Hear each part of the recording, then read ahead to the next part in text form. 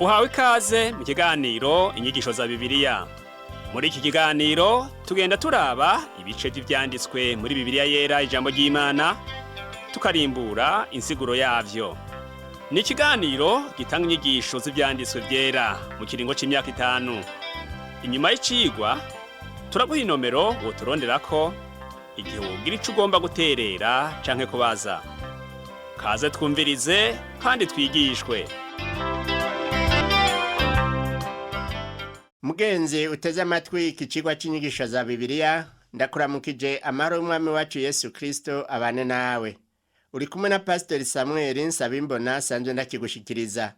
Mu cigwa giheruka twavuganye cyane ivyerekeye ivyagezwe Yesu yigishirije ku musozi.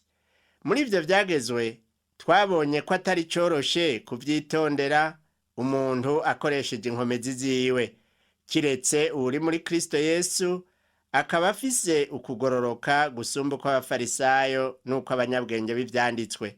Ubu munsi naho tuza kuraba ibijanye no kugira imbabazi, ugusenga kubereye, ukwisonzesha icarico nk'uko tubisoma mu butumwa bwiza uko bwanditswe na Matayo mu gihimba ca 6 duhereye ku murongo wa mbere kugeza 25. Reka rero turabe uko dukwiye gusenga hamwe n'ukwisonzesha nk'uko biboneka mu butumwa bwiza uko bwanditswe na Matayo mu gihimba ca 6. Turabona ku murongo wa 6 no ku murongo w'indwi havugwamwo ivyerekeye umunyedini ku rukoba.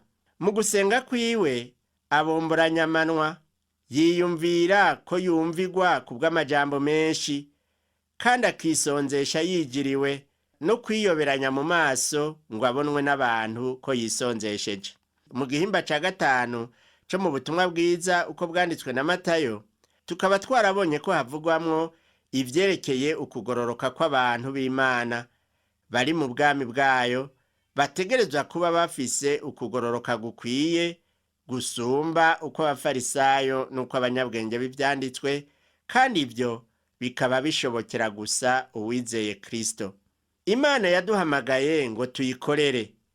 Ikintu cyose ukorera Imana kiri hagati yawe nayo. Nta wundi muntu agira gatatu ashobora kwinjira mu migenderanire yawe n'Imana. Muri iki gihimba rero tubonamwo ibyo kugira neza, gutanga, gusenga, kwisonzesha n'ibindi.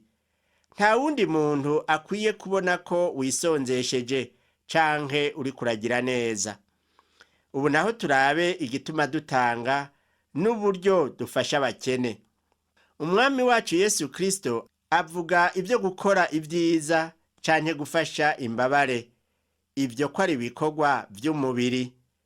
Igihimba ca 6 umurongo wa mbere haravuga ngo mwirinde ntimugakorera ibyiza vyanyu mu maso y'abantu kugira ngo babarabe.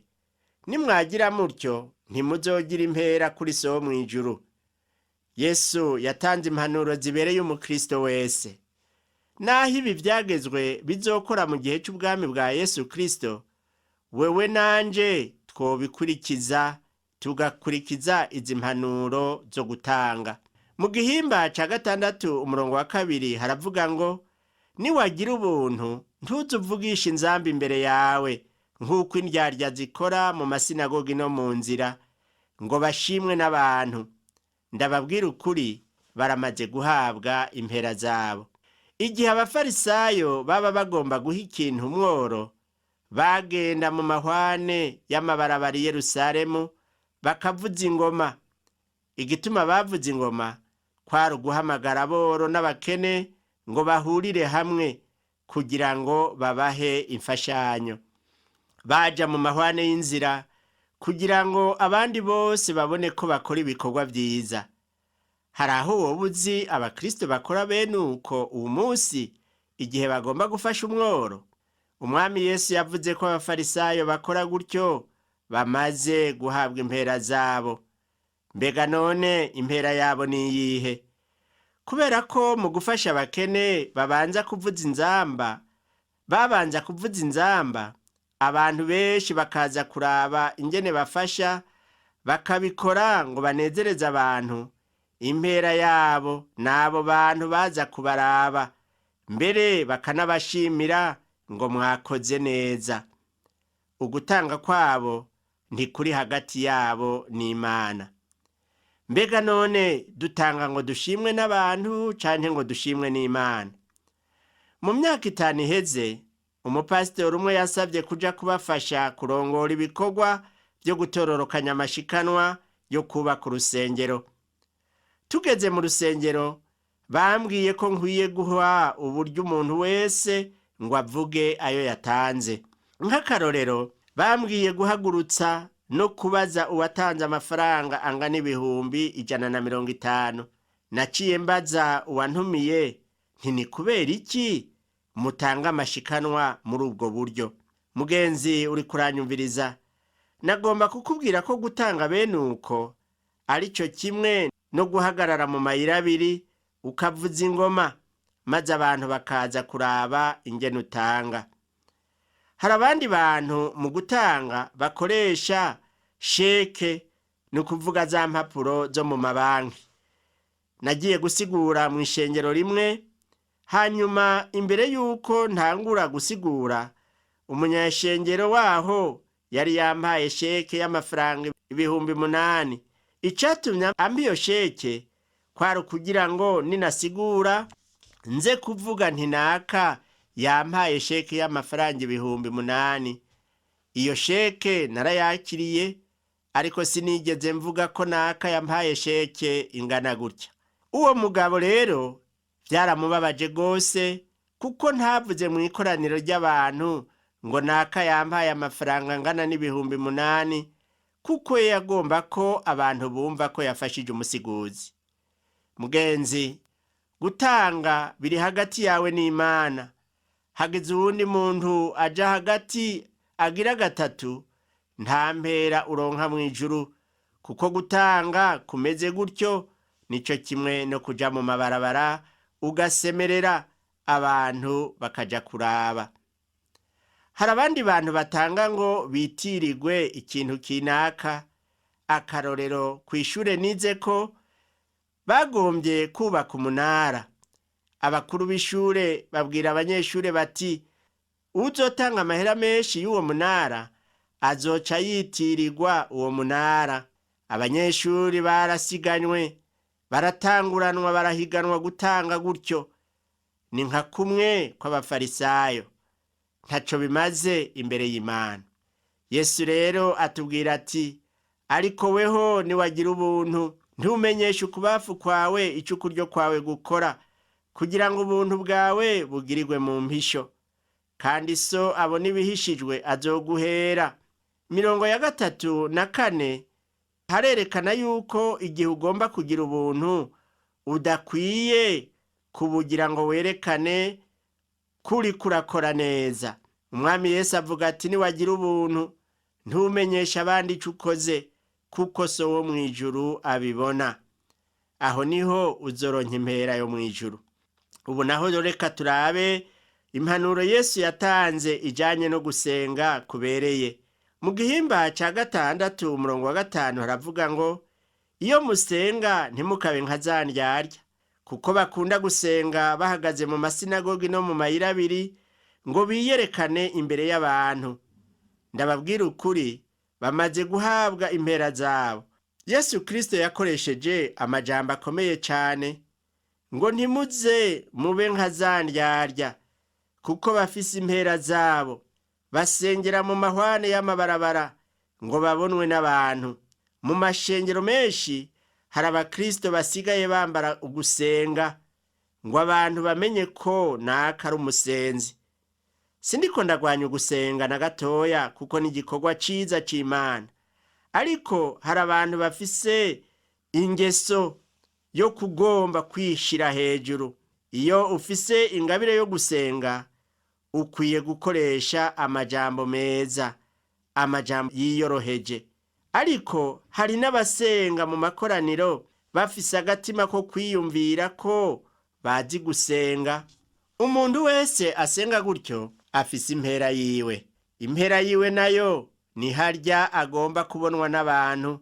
Ariko ku murongo wa 6 Yesu yigisha ati, ariko weho iyo usenga uje haruguru mu nzu yawe wugare urugi usenge so aba mu mpisho, kandi so akuboneye mu mpisho azoguhera. Yesu yakoresheje ijambo ngo so wo mw'ijuru, vyumvikana ko Imana ari data natwe turi abana biwe. None duhinduka gute abana b'Imana? Mu butumwa bwiza uko bwanditswe na Yohana igihimba ca mbere umurongo wa 12, Yohana niwe aduha inyishu y'ingene duhinduka abana b'Imana. Ngo abamwakiriye bose yabahaye ububasha bwo gucika canke guhinduka abana b'Imana, nibo bizeye izina ryiwe. Umwami Yesu yabwiye Nikodemu atutegerezwa kuvuka ubwa kabiri, kuko utavyawe ubwa kabiri ntushobora kwitwa umwana w'Imana. Mugenzi, kuba umwana w'Imana ni ikintu c'ingirakamaro. Mbega urazi kwitwa umwana w'umukuru w'igihugu? Ni ibintu bihambaye cane. Kwitwa umwana w'Imana hoho bisumvya kwitwa umwana w'umukuru w'igihugu. None rero mugenzi, ndakwinginze unyarukire ku kwizera Yesu kugira ngo uhinduke umwana w'Imana. Ku vyerekeye ugusenga nyakuri, gutegerezwa kuba mu mpisho. Ku murongo w'indwi Yesu abandanya avuga ati, kandi nimwasenga ntimukabomboranya amanwa nk'uko abanyamahanga bagira, biyumvira ko bazokumvirwa kubw'amajambo yabo menshi. Umunsi umwe numvise umuntu ariko arasenga n'ijwi rinini, avuga asubiramwo amajambo, akasubiramwo ayo majambo kenshi. Nukuri uwo muntu uriko uramwumviriza yarazi gusenga, ariko rero yari afise n'ingorane, kuko ntiyasenga bivuye ku mutima. Yasenga kugira ngo abantu bamenye ko azi gusenga neza. Nshuti, ushobora gusenga n'ijwi rirerire ufise intumbero nziza, ni ivy'ukuri Imana irakumva. Gusenga ni igikorwa umukristo wese akwiye gukora. Sindiko ndavuga ko mu gusenga abantu batokumva ivyo uvuga, ariko nukumenya intumbero yawe. Gusenga wicishije bugufi mu mutima niko guhesha Imana icubahiro. Igihe dusenga Data wo mw'ijuru atwumva tuvuze rimwe gusa. Iyo dusenga tuvuga cane canke tuvuga n'ijwi rirerire, naho nyene Imana iratwumva. Ariko igihe dusenga kugira ngo twishire hejuru, naho twosenga tunumye, Imana ntitwumva. Yesu ati igihe musenga ntimuze muse nabo, kuko so azi ivyo mukeneye mutarabimusaba. Ugusenga gukwiye ni ukwiyoroheje kandi guhesha Imana icubahiro. Imana irazi ubukene bwacu mugenzi, irazi n'ivyo ukeneye nawe. Ku murongo wa 6 wo muri iki gice ca 6 c'ubutumwa bwiza uko bwanditswe na Matayo, Yesu yatanze akarorero ko gusenga nyakuri. Avuga ati, iyo usenga uje haruguru mu nzu yawe wugare urugi, kuko gusenga kwawe kuri hagati yawe n'Imana. Ku murongo w'indwi naho Yesu yerekana ugusenga kwiyoroheje. Avuga ati, kandi mu gusenga ntimukabomboranya amanwa, niwicare hanyuma ubwire Imana ikiri ku mutima wawe. So wo mw'ijuru arazi ivyo mukeneye imbere yuko mumusaba.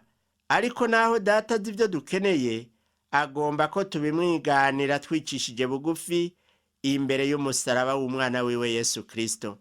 Yesu aravuga ati, igihe musenga muvuge mutya muti, Data wa twese wo mw'ijuru, izina ryawe ryubahwe. Aho ni ku murongo w'9. Izina ry'Imana ni ryo kubahwa. Imana iri mw'ijuru, iri hejuru ya vyose, isumba vyose, iba hose, niyo yaremye ijuru n'isi. Iyo Mana niyo dukwiye gusenga mw'izina rya Data wa twese, mw'izina rya Yesu. Niyo dukwiye gusenga mw'izina rya Data wa twese. Birahambaye kuko ari izina ryera. Ivyo dukora mu bugingo bwacu bikwiye kwerekana ko izina ry'Imana ari ryera. Aburahamu mw'isezerano rya kera yatanze akarorero keza, kuko aho yaja hose yahubakira Imana igicaniro, kugira ngo yerekane ko Imana ari yihambaye kandi ari yera. Igihe Aburahamu yaba Ikanani yerekanye ko Imana ari yera, bituma abanyakanani bose babona kwaha Imana icubahiro. Haleluya! Ibyo byanatumye abanyakanani batangura kwiyumvira Imana yiwe. Batahuye ko Imana ya Aburahamu ari yera.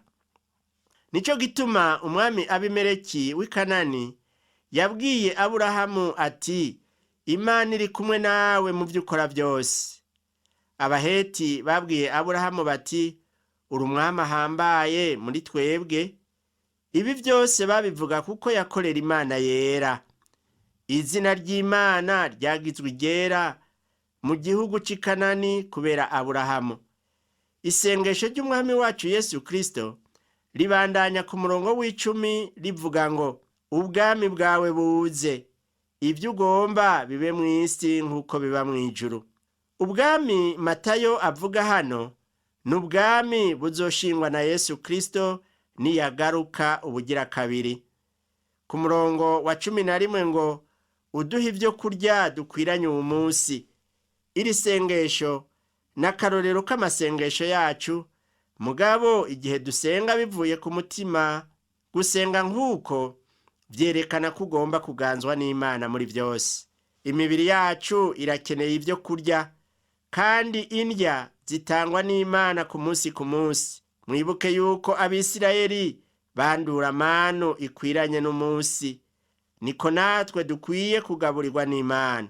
Abisirayeli ntibashobora kwandura manu y'iminsi myinshi. Bari bemerewe kwandura manu zihwanye n'umunsi umwe gusa. Yesu nawe yigishije ko igihe dusaba Imana kuduha imfungurwa z'imibiri, dukwiye gusaba ibikwiranye n'umunsi umwe. Imana niyo yitwararika ubuzima bwacu igihe tuyihereza tukaganzwa nayo. Ku murongo wa 12 haravuga ngo, utubabarire ibyaha byacu nk'uko natwe tubabarira abaducumuyeko. Yesu yasabye abigishwa biwe ko bakwiye gusenga gutya. Yashatse kwigisha kandi ko dukwiye kugiriranira neza. Pawulo mu ikete yandikiye Abanyefeso igihimba ca 4 umurongo wa 32 yavuze ati, mugiriranire neza, mugiriranire imbabazi, muharirane nk'uko Imana nayo yabahaririye muri Kristo Yesu. Ubu munsi Imana iharira ikurikije ibyo Kristo yadukoreye, ariko ntiharira ikurikije uko duharira ngo turonka agakiza. Ingene Imana iducungura biboneka mu buryo Imana iduharira. Agakiza kacu ntaco bisa bisana n'aya majambo ngo utubabarire ibyaha byacu nk'uko natwe tubabarira abaducumuyeko. Hano Yesu avuga abo bamaze gukizwa, abo bafise akameremere k'Imana. Yesu ntarindira guharira imbere yuko wewe nawe uharira abandi. Imana yatanze umwana wayo ku musaraba kugira ngo uwumwizera wese aharigwe. Haleluya! Ku murongo wa 13 baravuga ngo, kandi ntutujane mu bitwosha nabi, ariko dukize wa mubi, kuko ubwami n'ubushobozi n'icubahiro ari ibyawe ibihe bidashira. Amen. Iri jambo ngo ntutujane riduha kwibaza igituma Yesu yakoresheje iryo jambo. Yakobo avuga ko Imana atawijana mu kibi. Nk'uko biboneka mu ikete ryanditswe na Yakobo mu gihimba ca 1 umurongo wa 13 n'uwa 14 haravuga hati, umuntu niyageragezwa gukora ibibi ntavuge ngo Imana niyingerageje, kuko Imana itageragezwa n'ibibi kandi nayo ntawe bigerageresha. Ariko umuntu wese ageragezwa iyo akwezwe n'ivyo yifuza bikamusuka. Rero Imana ntigerageza umuntu. Uwovuga neza iryo ryungane yovuga ati, ntudusige mu bigeragezo, canke ati ntutureke ngo tuje mu bitwosha nabi canke mu bitugerageza. Ntibisobanurwa ko tudashikirwa n'ibigeragezo, ariko igihe bidushikiye Imana ntikwiye kubidusigamwo. Idukize wa mubi Satani atugeza uko bukeye uko bwije. Satani n'umumenja, umwasi w'abantu bose, ariko Imana iriho kandi isumba byose, tuzomugwanya turi kumwe nayo kandi tuzomutsinda. Iri sengesho rya Data wa twese tubona muri ubu butumwa bwiza uko bwanditswe na Matayo, igihimba ca 6 uhereye ku murongo w'icenda kugeza kwa 13, rirakomeye cane ku mukristo mushasha ariko ariga gusengera mu mpisho. Hari umupfasoni yakijijwe ageze mu zabukuru, kuko yatanguye kwiga gusenga asubiramwo isengesho ry'umwami wacu Yesu. Igihe rero wigisha abana gusenga, utangurire ku isengesho ry'umwami wacu Yesu. Ni vyiza ko abana batangura kwiga gusenga bahereye kuri iri sengesho, kuko mu minsi mikeya bazokoresha amajambo yabo atarayo yanditswe. Umunsi umwe umwana yariko arasenga ngo Mana uhezagire papa na mama. Uyo mwana yatanguye gusenga isengesho rya Data wa twese, hanyuma yongerako ayo yandi majambo. Mu mirongo ikurikira umwami Yesu avuga ko ugusenga atari uko kwinezereza. Gusenga ni imigenderanire iri hagati yawe n'Imana, kandi ugusenga gufise ikimazi igihe usenga wicishije bugufi. Ubu naho reka turabe isobanuro y'ukwisonzesha nk'uko tubibona mu gihimba ca 6 umurongo wa 16 haravuga ngo, kandi iyo mwisonzesha ntimwijigwe nk'uko za ndyarya zigira, kuko biyoberanya mu maso ngo babonwe n'abantu ko bisonzesheje. Ndababwira ukuri, baramaze guhabwa impera zabo. Kwisonzesha bifise akamaro ku mukristo, ariko rero bigira akamaro iyo bibaye mu mpisho. Ivyo tubibona ku murongo wa 6 wo muri ico gihimba ca 6 muri ubu butumwa bwiza uko bwanditswe na Matayo. Haravuga ngo, ariko weho iyo usenga uje haruguru mu nzu yawe, wugara urugi usenge so aba mu mpisho, kandi so akubonye mu mpisho azoguhera. Kwisonzesha gukwiye kuba hagati y'umuntu n'Imana. Ku murongo wa 17 n'uwa 18 haravuga ngo, ariko weho ni wisonzesha, wisiga amavuta mu mutwe, wiyuhagire mu maso, ngo ntubonwe n'abantu ko wisonzesheje, ariko ubonwe na Data, ariko ubonwe na so aba mu mpisho, kandi so abona ivyo mu mpisho azoguhera. Ubu naho turabe ubutunzi nyakuri. Umwami Yesu ahejeje kwigisha ivyo kwisonzesha, yaciye atandukira icigwa kijanye n'amahera. Abantu benshi rero ntibashima kumva umusiguzi avuga ku vy'amafaranga. Ku murongo wa 19 kugeza 21 haravuga ngo, ntimukirundanirize ubutunzi mw'isi, aho inyenzi n'ingese bibumara, ariko mwirundanirize ubutunzi mw'ijuru, aho inyenzi n'ingese bitabumara, hatariyo n'ibisuma vyimba ngo vyibe. Kuko aho ubutunzi bwawe buri, ariho n'umutima wawe uzoba. Harabiyumvira ko amafaranga atokoreshwa mu buryo bw'impwemu, kandi igihe uri kuravuga ivy'amahera biyumvira yuko uri kuravuga ibintu bijanye n'itunga, ibintu bijanye n'ibintu. Ariko umwami wacu Yesu Kristo avuga ko dukwiye kwirundaniriza ubutunzi bwacu mw'ijuru. Ikibazo, mbega twobigenza gute? Aho gushira amahera muri banki, yashire mw'ijuru mu gukora ibikorwa vy'Imana ngaha mw'isi, ariko kibe ari igikorwa c'Imana nyene. Utegerezwa kuraba ibintu vyose utanga, urabe ko ivyo ukora, ivyo utanga bituma wirundaniriza ubutunzi mw'ijuru. Asanga ubutunzi bwawe ubukoresha mu kuvuga ubutumwa kugira ngo abantu bamenye ijambo ry'Imana, uzoba uri kurabika ubutunzi bwawe muri banki yo mw'ijuru mugenzi. Haraho wovuga uti, sintanga ngo mbike mw'ijuru. Utegerezwa kubikora, kuko umwami Yesu avuga ati, mwirundaniriza ubutunzi bwanyu mw'ijuru. Iyi niyo ntumbero yo gutanga. Igituma dukwiye kwirundaniriza ubutunzi bwacu mw'ijuru, nuko aho itunga ryawe riri, ariho n'umutima wawe uzoba.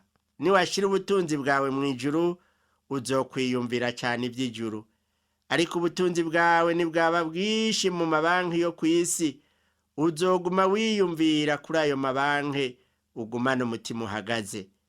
Nta cyago kiriho gisumba gusenga ikigirwamana c'amahera.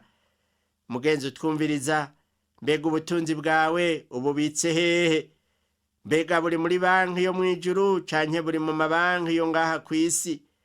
Ubwo ntiburi muri berbe, muri BCB, muri BBCI, muri Bankobo, muri Interbank, muri Ecobank, canke muri vya bigega vyo kuziganya nka CCM, Wise, Kopeke n'ibindi ngahi Bujumbura canke aho hagati mu gihugu aho ubaye. Mu cigwa cacu gikurikira tuzoganira ku vyerekeye imigenderanire iri hagati y'umwana w'umwami n'abana b'ubwami. Hanyuma tuzorabira hamwe ibijanye n'ubuvugishwa bw'ibinyoma. Reka rero turangize dusenga Imana kugira ngo tumenye ingene dukwiye kubaho mu buryo buyihesha icubahiro. Mana Data wa twese uri mu ijuru, se w'umwami wacu Yesu Kristo, turagushimira kuri izi nyigisho uri kuraduhereza uyu munsi ubicishije muri ubu butumwa bwiza uko bwanditswe na Matayo n'inyigisho Yesu yigishirije ku musozi. Turakwinginze ngo utwigishe gusenga uko biguhimbara, utwigishe gutanga n'umutima ukunze, kandi utwigishe kuba abana b'ubwami, kugira ngo Mana yacu uri mu ijuru ntitugume dukorera mu vyaha ngo tubitse ubutunzi bwacu aho buzobora, ariko twigishe kububika mu ijuru. Ndasengeye uyu ariko arumviriza kino cigwa, Mana umuhe guhitamwo neza kugira ngo abe umwana w'Imana nzima. Ndabisabye mu izina rya Yesu Kristo umwami wacu, amen. Cigwa cacu cyo kuri uno munsi igarukiye ngaha, naho ubutaha. Yesu Kristo aguhezagire.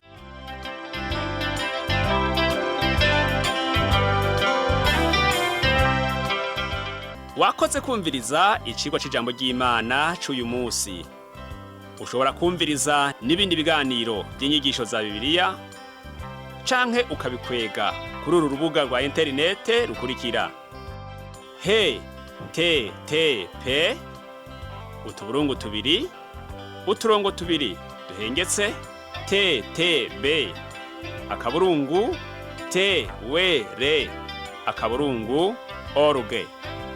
Ushobora kumviriza ikiganiro cyo muri indwi canke ugafyonda ahanditswe ngo rondera ukurikije itariki kugira ngo wumvirize ikiganiro camaze kurengana. Ushobora no gufyonda ahanditswe ngo rondera ukurikije ivyanditswe kugira ngo wumve ibiri muri ico gice c'ivyanditswe vyera ugomba. Ufise ico wunganira canke ubaza, twandikire. Email ni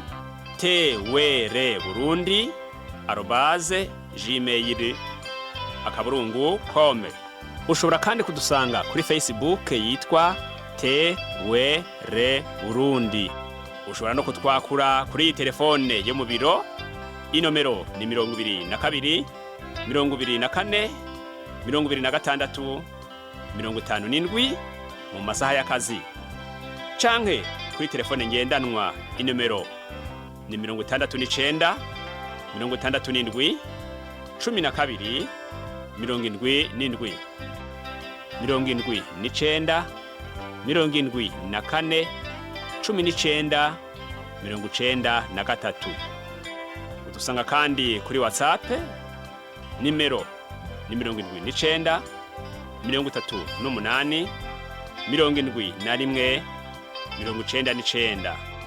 Yesu aguhezagire.